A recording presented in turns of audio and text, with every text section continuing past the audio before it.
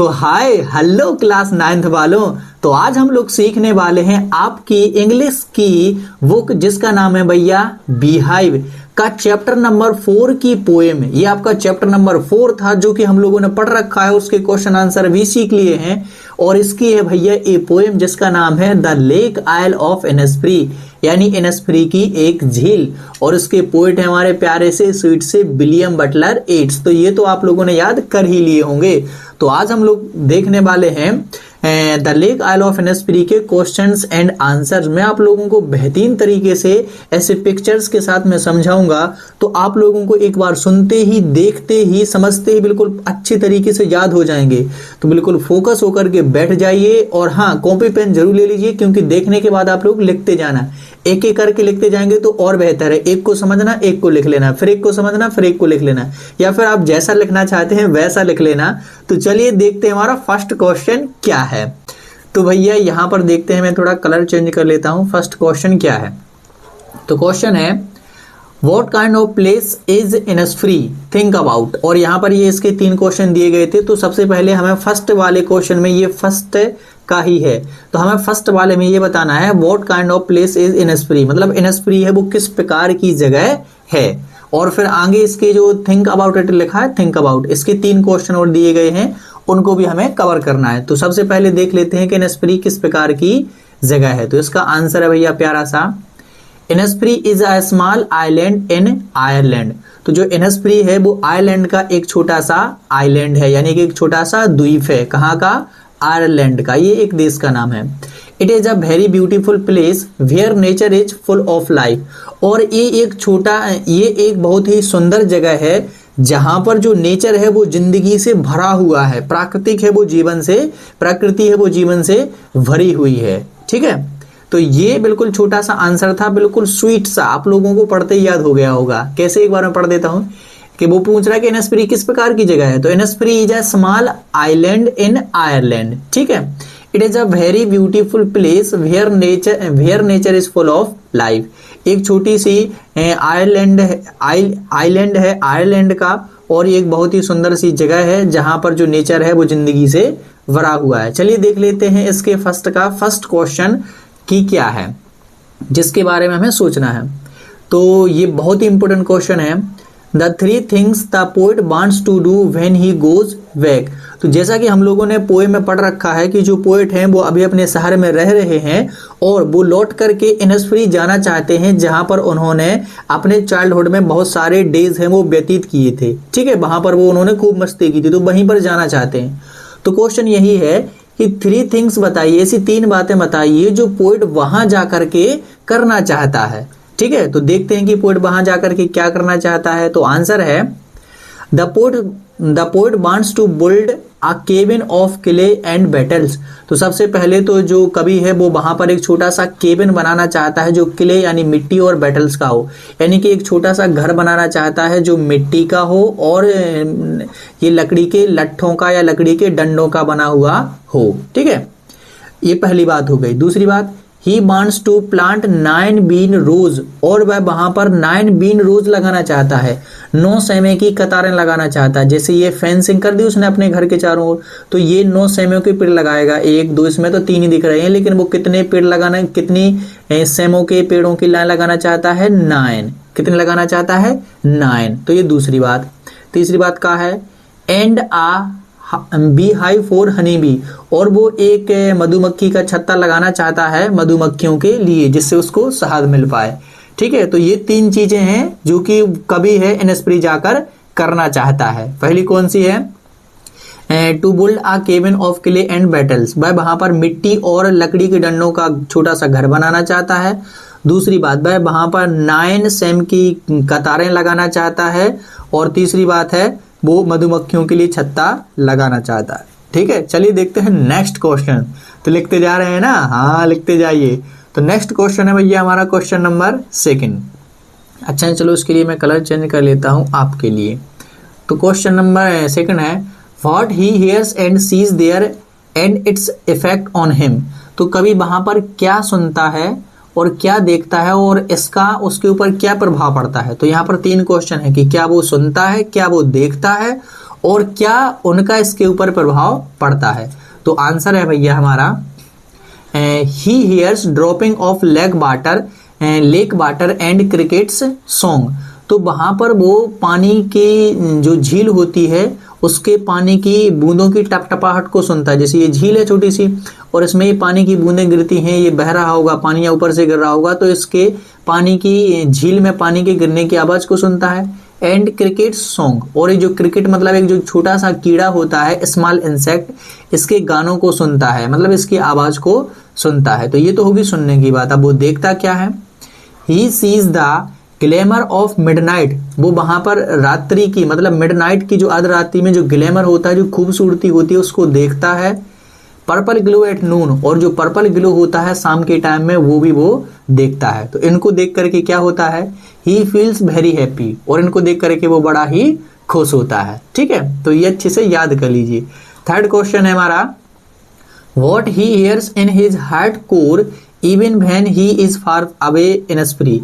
तो कभी अपने हृदय की हार्ट स्कोर मतलब हृदय के कोर से या हृदय की गहराइयों से किस आवाज को सुनता है जब वो इस जगह से दूर होता है, मतलब इनस्फ्री से दूर होता है? तो उसका आंसर है भैया the poet hears the lake water lapping with low sound even when he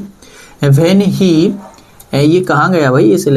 even when he is far from इनस्फ्री।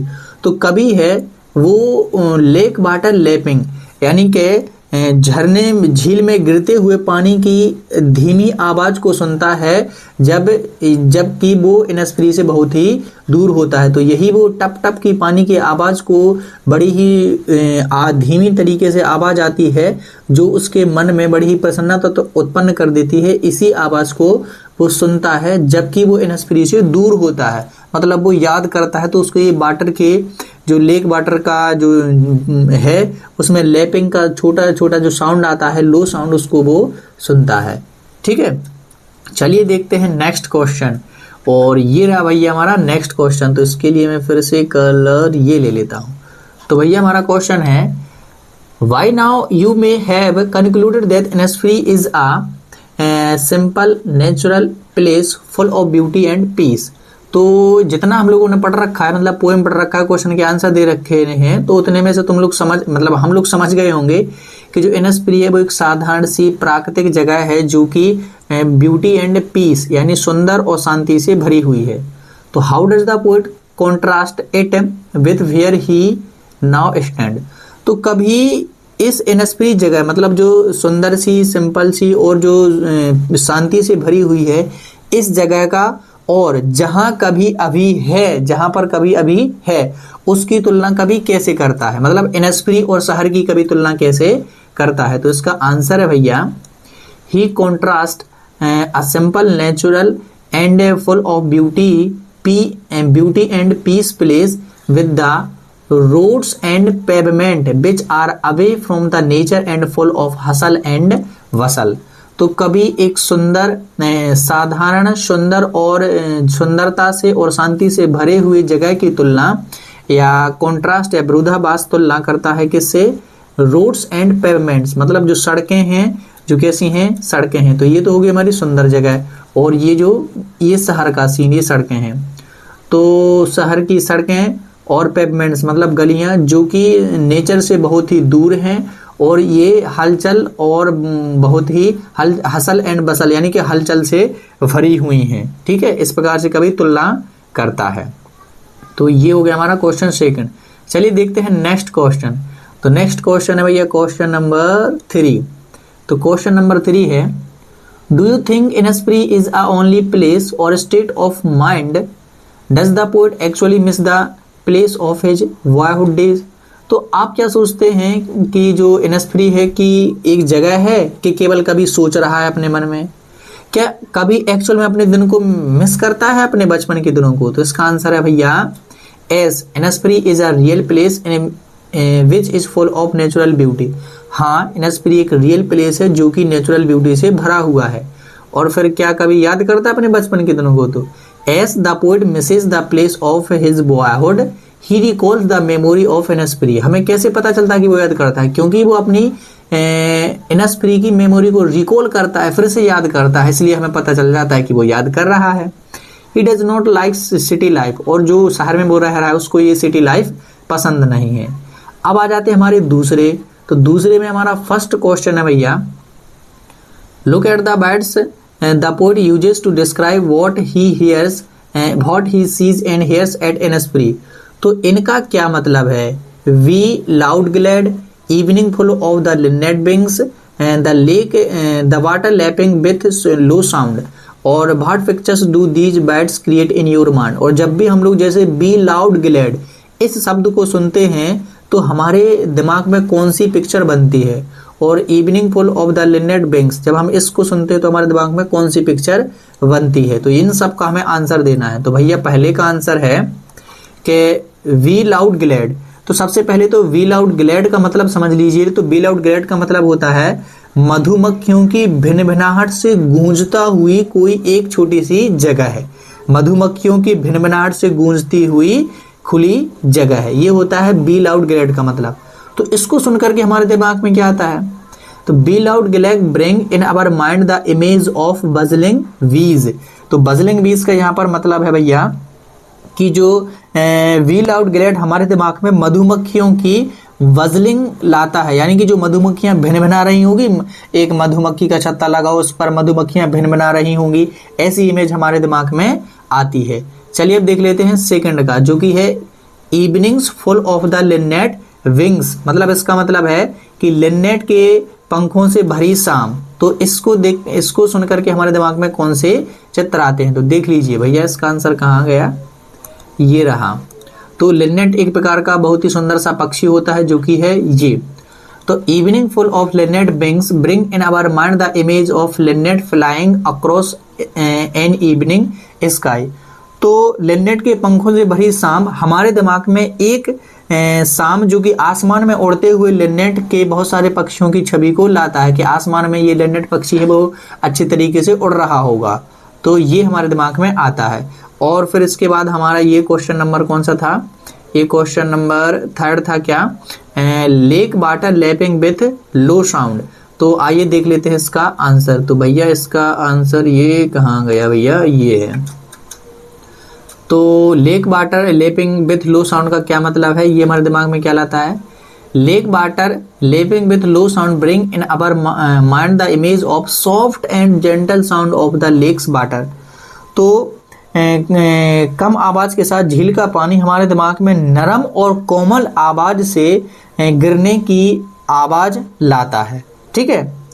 और ये शब्द हमारे दिमाग में प्रकृति के यानी कि नेचर की चीज़ों को लाते हैं, जिससे हमारा जो मन है बहुत ही खूबसूरत हो जाता है। और ये सब हमें गांव में नेचुरल लाइफ है बहुत ही अच्छे से देखने को मिलती है, जंगलों में, झीलों में। तो आइए कभी और देखिएगा, है ना। तो यहाँ पर ये क्वेश्चन हैं वो फिनिश हो जाते हैं बिल्कुल अच्छी तरीके से।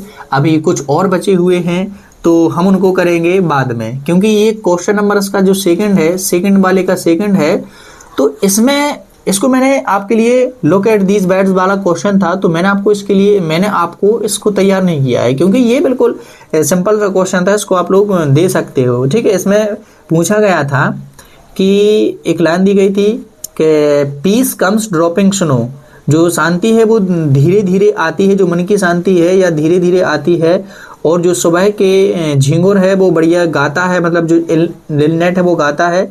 इन शब्दों से क्या मतलब है, ठीक है। तो इन शब्दों से यही मतलब होता है कि जब ये जो क्रिकेट गाता है तो हमें बहुत ही अच्छा लगता है, मन को प्रसन्नता आती है, ठीक है, और ये हमें बहुत ही बढ़िया लगता है, ये नेचर को दिखाता है। तो ये तो सिंपल सा था, आप लोग यहीं तक कर लेंगे, वो ज़्यादा ना खास इंपॉर्टेंट नहीं था, इसलिए मैंने तैयार नहीं किया। वैसे आप लोग कर सकते हैं। तो हम लोगों ने बहुत ही अच्छे तरीके से सीख लिए हैं, ठीक है। तो यहाँ पर मैं आपके लिए थोड़ा सा कुछ चीज़ बता देता हूँ भैया। थैंक्स फॉर ज्वाइनिंग मी, मतलब मेरे को देखने के लिए और अपने क्वेश्चन आंसर बेहतरीन तरीके से तैयार करने के लिए आप लोगों का बहुत बहुत धन्यवाद। और यदि आप लोगों को ये वीडियो अच्छा लगा हो तो भैया लाइक कर दीजिए, शेयर कर दीजिए और चैनल को सब्सक्राइब कर दीजिए, और हाँ शेयर जरूर कर दीजिए अपने फ्रेंड्स को, क्योंकि आप लोगों ने पढ़ लिया है तो वो भी पढ़ ले, है ना, ये बहुत अच्छी बात होती है। तो शेयर वो चीज़ कीजिए जिससे शेयर करने वाले की इज्जत बढ़े। तो आप लोग जब शेयर कर देंगे ना